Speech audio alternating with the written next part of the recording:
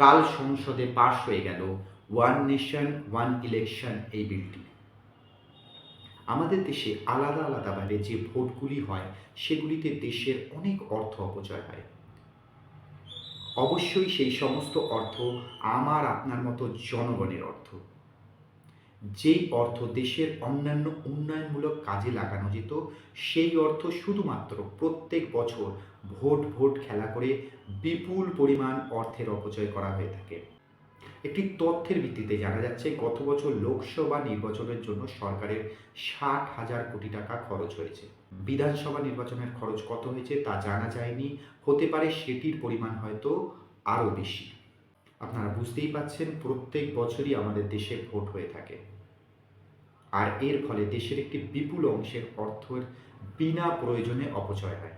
কিন্তু one nation one election হলে দেশের প্রচুর অর্থের অপচয় বন্ধ হবে, কারণ প্রত্যেক 5 বছরে একটি বারই ভোট হবে।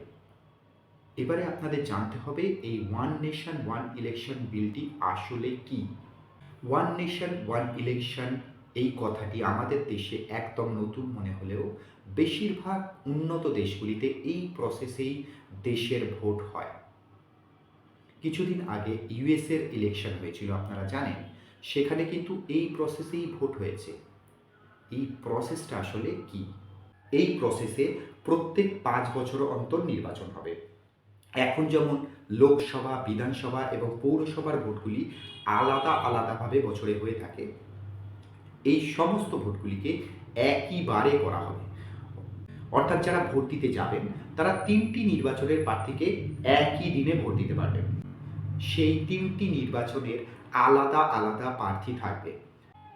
ভোটদাতারা তাদের পছন্দ মতো প্রার্থীকে বেছে নিতে পারবেন। এই পদ্ধতিতে সরকারের যেমন বিপুল পরিমাণ অর্থের অপচয় বন্ধ হবে, আবার মানুষেরও সময় এবং অর্থ দুইয়েরই অপচয় বন্ধ হবে। অর্থের অপচয় এই জন্য বলছি, অনেক মানুষকেই নিজের রাজ্য ছেড়ে অন্য রাজ্যে কর্মক্ষেত্রে যেতে হয়। সেক্ষেত্রে তাদের বারবার শুধুমাত্র ভোট দেওয়ার জন্য বিপুল পরিমাণ অর্থ অপচয় করে এবং সময় নষ্ট করে আসার দরকার আর হবে না। তারা প্রত্যেক 5 বছরে একবার এসে সবকটি নির্বাচনের প্রার্থীকে ভোট দিয়ে চলে যেতে পারবে।